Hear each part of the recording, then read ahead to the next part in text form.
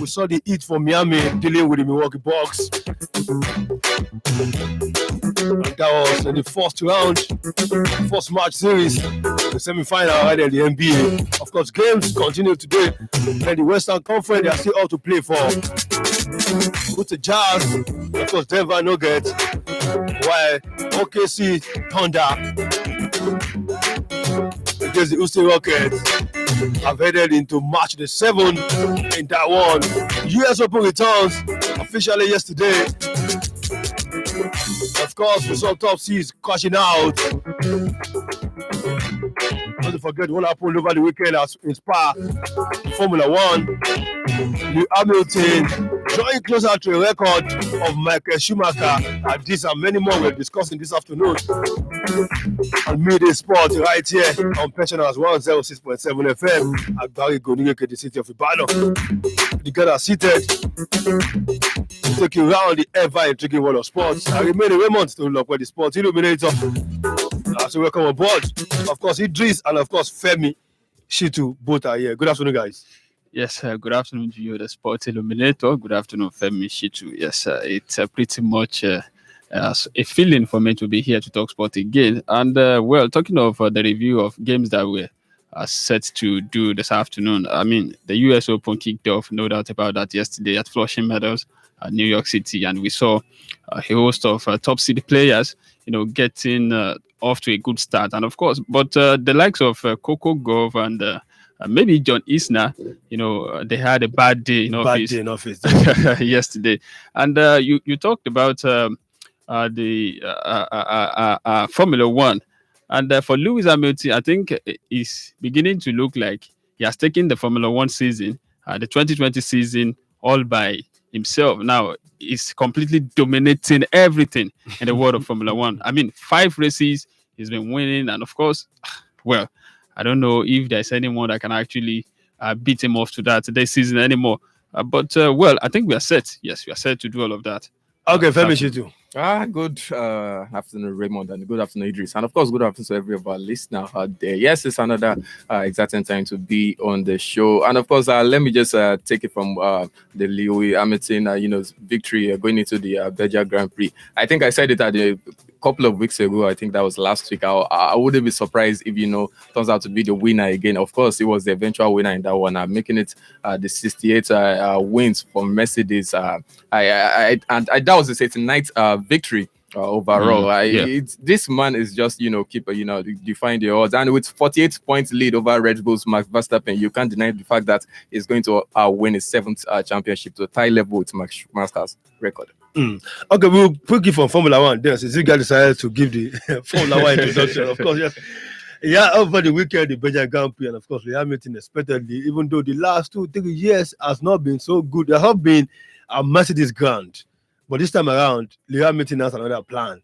And they went there winning ahead of Valtteri Bottas and, of course, Max Verstappen. Yeah. And this guy is gradually just 2 wins away from equaling Michael Schumacher's 91 record. And, of course, if he wins this, it looks like he's going to run away with the 7th title. He's going to equal Schumacher's number 7 title. Ferrari, at the moment, will not be happy. But then it's all for Lewis Hamilton. Well, talking of the Belgian Grand Prix that went down over the last weekend, for that circuit, Spa-Francorchamps, they would always remember one young man that died last year in Formula 2. Talking of Hubert now, at the age of 22. A very close friend of Charles Leclerc of Ferrari.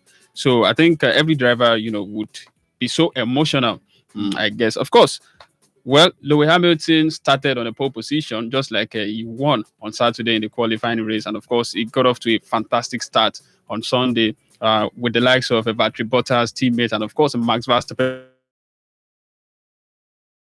Started to pit, they were forced to an early pit, I think on the 10th lap. And we saw that Giovinazzi of Alfa Romeo crashed, I think, consecutive now, because last year he also crashed, at the Belgian Grand Prix. So all the leaders, Max Verstappen, Lewis Hamilton, they had to pit. And of course, that made some middle drivers, to want to overtake them. But of course, Hamilton came back stronger and he started dominating once more. And well, I think for Hamilton, it's been fantastic. He showed an imperious, performance again at the Belgian Grand Prix. Don't forget, that was his 5th victory in 7 races this year, and of course, his 89th of his career. Well, we saw another Mercedes 1-2 race. For him now, he's now 47 points above Max Verstappen of Red Bull. Fantastic record. That's almost a 2 clear wins, because he has to win twice before he can level up with that point. So, fantastic for Hamilton. And, it's just 2 wins away from, matching up that Michael Schumacher's record of 91 wins in the world of Formula One. And, of course, to equal his 7-time record win. Equally separate in Monza to see what next for a certain Lewis Hamilton. But then, over the weekend, let's talk 1 or 2 things more, Femi. Lewis Hamilton. Should we just assume that this record is has been equaled?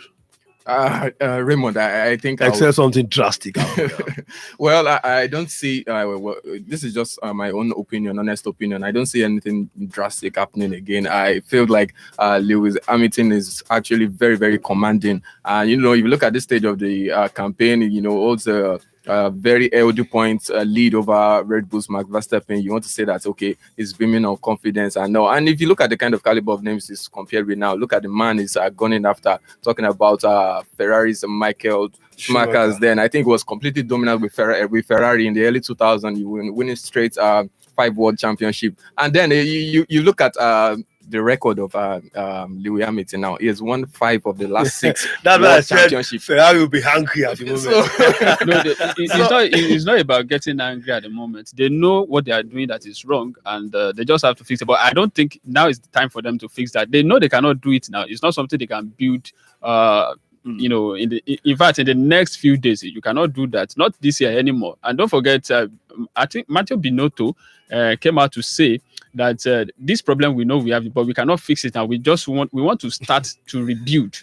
That is if Lewis Hamilton, manages to win the next 2 races. I think at Monza's Italian Grand Prix, and then in Ferrari circuit 7 days later, which will be the Ferrari 1000 Grand Prix. So I think if he manages to do that, it would equal and even let me just put it out now that it's not even a doubt. It's not even a doubt, because this man is winning everything. The only moment that is not negotiable. He's going to equal. In fact, he's going to surpass it. He's only competing against himself.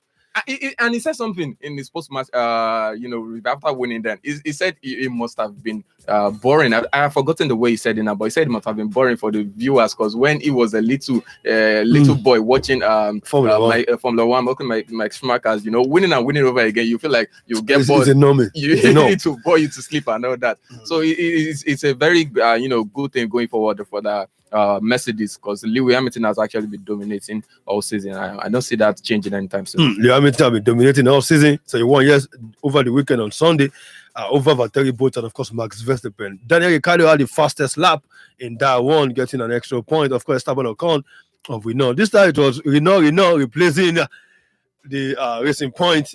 Last round, Sergio Perez finishing 9-10 there. Surprisingly, of course, the table looks like this. Lewis Hamilton 157 points. Max Verstappen 110 points. Valtteri Bottas 107 points. Alexander Albon and of course Charles Leclerc in 4th and 5th respectively. Leclerc has dropped to 5th on that log. And of course, the Constructor Championship looks like Mercedes is the runaway winner, definitely. Almost a double point as Red Bull. Wow, 264 points to 158 points. And of course, McLaren is 68 points. Racing Point 66 points. And of course, Ferrari on 61 points. So this weekend is going to be straight to Monza right there in Italy, and we'll be looking at a double. I think a double now. After Monza, we'll go to Tuscany, straight to NBA or tennis. Guys, maybe you should do your vote.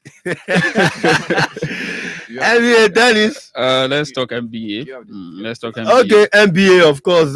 Yesterday, it's a host of game yesterday, and of course we saw Miami Heat dealing with the Milwaukee Bucks. Of course, it was expected to be a cracker, and yes, we saw a cracker. But Bam Adebayo, dishing out a point and making sure that Miami got that one over Milwaukee Bucks. Definitely, Raymond. It's a game that you would always want to see over and over again. Don't forget the Bucks are champions of the Eastern Conference. And of course, Miami this time around, they've been fantastic in the playoff. We saw the exploit that they made. They gave good account of themselves before they got to the semi-final of the NBA season. And well, if you look at the result, you just look at what they got in the first quarter. Milwaukee Bucks needed that 40 to 29 points. You know, everybody would have that was expected that Milwaukee Bucks was going to sail through. It was going to be a roller coaster. But of course, it didn't pan out that way. The second quarter, Miami Heat came back 31 points to 23 points. And the third quarter, well, they dominated all through.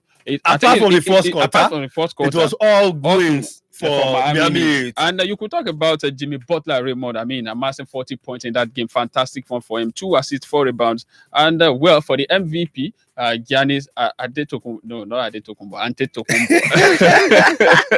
18.9 assists, 10 rebounds. He almost had a triple-double. He almost had a triple-double.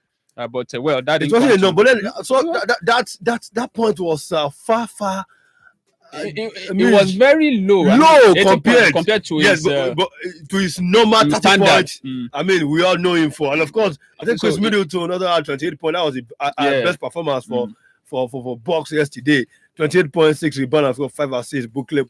It was all thanks to Jimmy Butler, definitely. 40.4 rebounds, 2 rebounds. Definitely. 4 rebounds, 2 assists. It was just, and of course, Bam Adebayo helping them out with a double, 17 rebounds, 6 assists, and of course 12 points. While Goran Dragic actually 7.6 rebounds, 5 assists. That was what happened in the Milwaukee Bucks. Miami, both of them. Of course, we expected a cracker, and they gave us what we want. Of course, Miami is leading that series now by one. But looking at the fact that in the first game, Femi, first game in the Eastern Conference, this was how Bucks lost the first game before coming back from the dead, and of course, 1-4 goes to 1. Do you see them coming back again? Well, I would want to say, they want to put another, commanding display this time around, because if you actually go down the first time around, you actually want to look into what, probably caused the downfall. So going forward, I think they want to right their wrong. So I wouldn't rule them out in this one, Raymond. I will leave them out in this one. The god of the night has to be the match between Denver Nuggets and of course Utah Jazz. That was a game. Game 6. Yes, the same game 6. I mean, from 3-1 Nuggets, from 3-1 down, died Utah Jazz yesterday. They had to give their mind yesterday, and they got it down to the last game. I think Utah Jazz will be very, very gutted at the outcome of this one. And let's not forget, there's one particular man now from Nuggets talking about Murray. Okay, Murray. This man has been fantastic, and let me just roll out some of his exploits before the last time out. So in the game 4, he had like 50 points, 11 rebounds, 7 assists. In game 5, he had 42 points. 8 rebounds and 8 assists, and of course, he also had a 9 of 12 from beyond the arc shots. I mean, to go with 17 of the 24 shots, which is a very, very scintillating record to say. And then his coach now talking about Michael Malone. He said something that I'm quite amazed at. He said he has been blessed to see a lot of very good players play in the NBA, talking about like the likes of Steph Curry, the likes of LeBron James, Klay Thompson, and Chris Paul. But he has never ever seen a guy go 50, 42, 50, and of course 2 of that games being elimination games. I mean, this is a massive record for someone of his your caliber, you'd want to say. So going forward, I think it's very integral to their step up in the NBA. Very integral. Got 50 points yesterday, 6 assists and 5 rebounds to make sure that Denver Nuggets goes into the last game against Utah Jazz. They must be cursing themselves at this moment, Idris. I mean, definitely. Donovan Mitchell had 44 points, but it wasn't enough. 5 assists, 6 rebounds. 6 rebounds, but it wasn't enough. It wasn't enough, definitely. I expected Denver Nuggets not to have allowed them, but of course, it happened that way. But now, it's all for them to lose. It's all for them to win. I mean, the both sides now. And looking at the way the last game is looking like it's going to pan out, I see Utah Jazz, making a surprise one. I mean, in that one, because you cannot talk less about the exploit of Jamal Murray. Just like Femi, I rolled out the start earlier. I mean, for the last time out, he had 50.6 assists, 5 rebounds. When you have a particular player on your team giving you 50 points, 40 points, 42 points in a game, Massive then back. all you need to do is just to back him up. And I wonder if he had been in a certain Milwaukee Bucks team, maybe by now we would have rounded off everything concerning the NBA, concerning the likes of superstars they already have in the Bucks team. So I think it's a good one going forward. Let the two teams come out to play, and let's see what pans out at the end of the day. Okay, let's see what pans out at the end of the day. And of course, yesterday as well, it was another game that went to the wires. Game 6 again, tied 3-3. Just like the Western Conference, nobody's giving up on this one. Thunder. You see, the problem, I think the problem Thunder against Rocket yesterday. OKC Thunder 104 points to 100 points. It was tied at 3-3. Game 5 saw Austin Rocket winning, but then game 6 they had to equal that. So we're waiting for the last game as well. For both games. For Rocket, maybe they also at the point 2-0 lead in the series before allowing I've always tipped Thunder to qualify. For me, this is last night 104 to 100. 104 points. If you look at the way the 4 quarters actually played out, so close. So close. 25-24, 26-24, 29-24, 27-25. So you want to say it's all about chance. Anybody that takes their chances definitely is going to win. That's how I see it. And you can talk about Chris Paul making exploit too. For Thunder with 28 points. Fantastic one in that one. So it's up for grabs. Anybody that that takes the chances definitely wins the game. James Harden 32 points, 7 assists and 8 rebounds yesterday. And of course, we say Westbrook 17 points, 3 assists and of course 4 rebounds. Got down 1. And of course, for games happening today, we'll move straight to the East games happening today. We'll see the Raptors against the Celtics. Boston Celtics against the Raptors. Of course, Boston's leading that series by 1-0. While of course, also today, let me see. Okay, I think that's the only game. There's no game today apart from Raptors and Celtics, of course. That's the game 2 of the Eastern Conference semi-final. That have been. Maybe we should give them how the series looks like. Of course, from the Eastern Conference, seems like every games have been. They are straight into the semis, but for the Western Conference, we're still waiting for the winner between Austin Rockets and, of course, Oklahoma City Thunder to know who battle Lakers. While, of course, we're waiting for Denver Nuggets or Utah Jazz to know who battle LA Clippers. So the Los Angeles are already taken through to the next round, but then we're waiting for others. We'll go for a quick break. When we come back, we'll go straight to the US Open that kicked off yesterday night.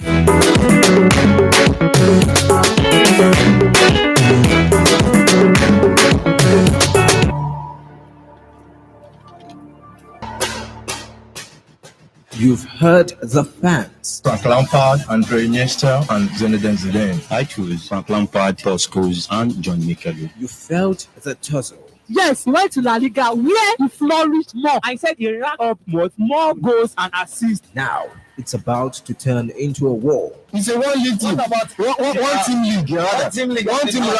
Just Bayern Munich and others. Concerning the sack of that penalty.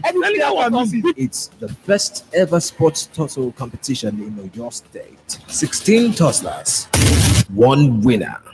Starting 6th September to 27th of December 2020. First prize 20,000 naira. Second prize 15,000 naira.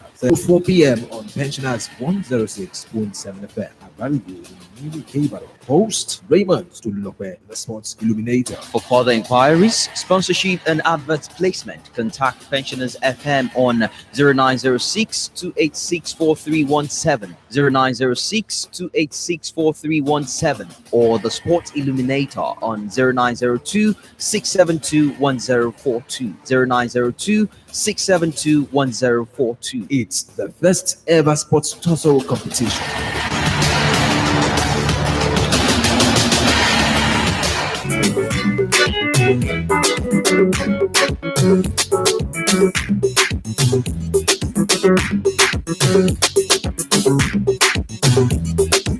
Okay, welcome back from that break. Anticipate the first ever sport tussle competition coming right here on Pensioners 106.7 FM. Lock down, definitely, and watch out Sunday 3 p.m. Bringing something different on board for you guys. Let's go straight to the US Open. And yesterday, after so much ado about nothing, finally they settled to have the game played. And even yesterday, I think some players even tested positive. But then the game has to go on, and I think we saw the first crashing, first of the top seed that crashed was Diego Schwartzman losing to Cameron Norrie yesterday, and of course, also John Isner also losing out. Dusan Lajovic also losing out in the top seed. Idris, the US Open, glamour. Does it really have the glamour when you look at a lot of players that have withdrawn from the game? I think for my own counting, I think I've seen 27 withdrawing from the women's side. Actually, and from the men, we're going to almost 17 or 20. Actually, one would have expected that there would be grit and glamour, coming from the US Open this time around. But of course, due to the fact that a lot of players actually withdrew from participating in the US Open this time around due to the effects of coronavirus pandemic, and you just have to believe that you will not see any glamour, glitz, proud to the commencement of the US. But of course, now that they are playing, maybe the glitz and glamour are coming back gradually, especially when the likes of Coco Gauff and John Isner, are bowing out of the competition at the first round. It kicked off yesterday. A lot of expectations for the likes of Novak Djokovic, and of course, they were able to, get off to a winning start. Fantastic one for Novak Djokovic, who's actually chasing 18th title, Grand Slam title. He was able to defeat Damien Zulum in the first round, 6-1, 6-4, 6-1, 3 straight sets in that one. Of course, the top notch for me has to be that game between Cameron Norrie against Diego Schwartzman. I mean, it ended 5 sets, and you could see that he was going to lose after 2 sets. Making 34 on forced errors, and he was like, "Wow, can I really make a comeback?" And he did make a comeback, and he won that one. 3-6, 4-6, 6-2, 6-1, 7-5. Fantastic one for him. Also, Alex Zverev. We saw him defeat Kevin Anderson 7-6, 5-7, 7-30, 6-30, 7-5. Stefano Tsitsipas Raymond defeated Ramos Vanola 6-2, 6-1, 6-1. And Kyle Edmond defeated Alexander Bublik 2-6, 7-5, 7-5, 6-0 in that one. So as it stands, we get to see Kyle Edmond against Novak Djokovic in the second round. So the question is, Kyle Edmond is facing world number 1. Will he be able to make it through to the third round? Well, anything can happen. That's that concerning the men's singles. Now the women's singles, top seed players, Raymond actually made it through. The likes of Karolina Pliskova, Angelique Kerber, Petra Kvitova, Naomi Osaka, and a host of others, made it through to the second round. But for Coco Gauff, a 16-year-old girl, a lot of eyes on her after having a breakthrough like late last year. But then it seems like falling the very first round. Doesn't look good. Doesn't really look good. She's young. She should not. She should take that defeat with all forms of magnanimity.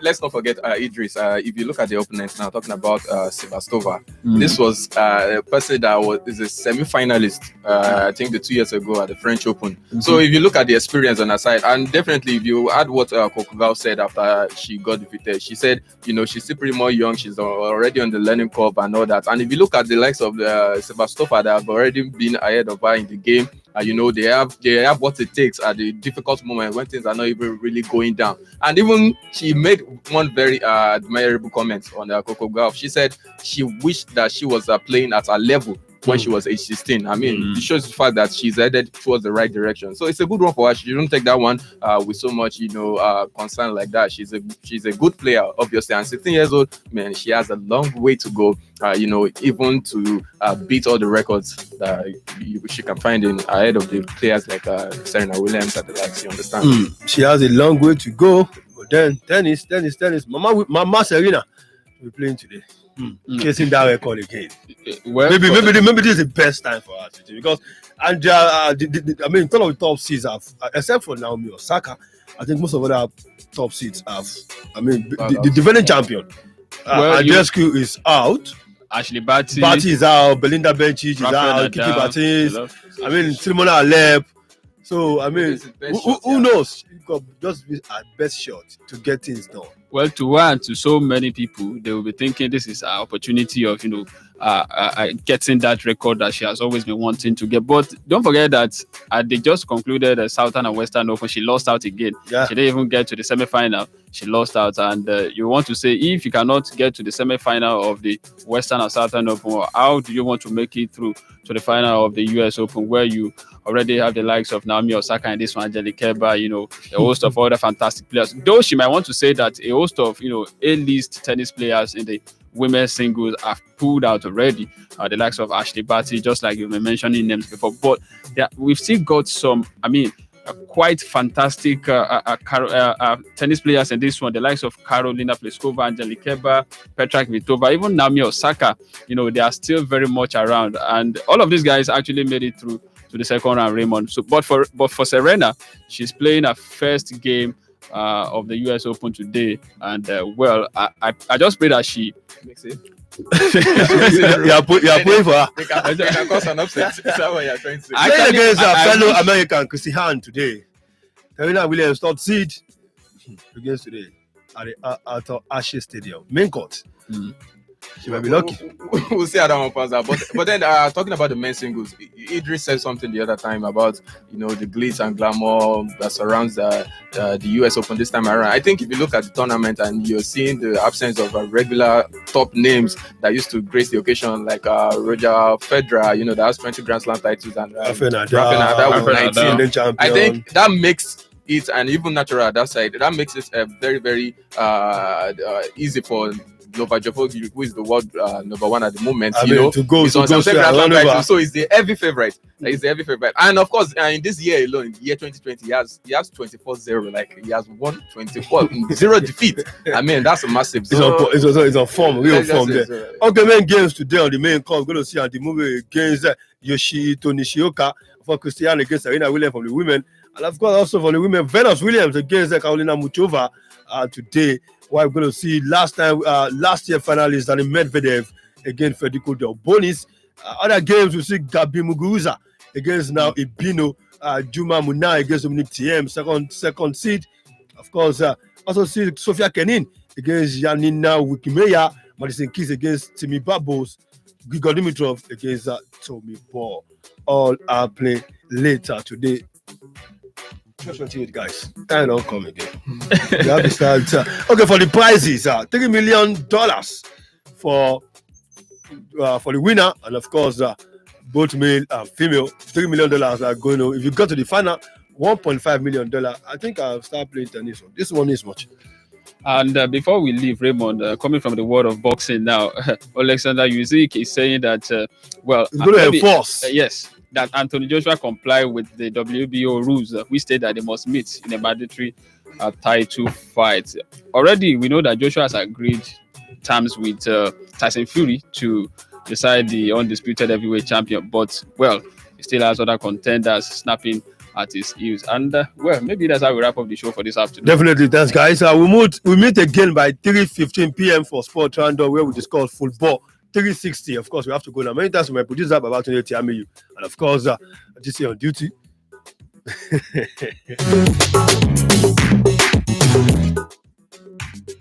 It's eager to let us go out. Of course, we are about to go. 3:15 p.m. we come back for Sport Roundup. Of course, stay tuned. On Passion House 106.7 FM. Good afternoon.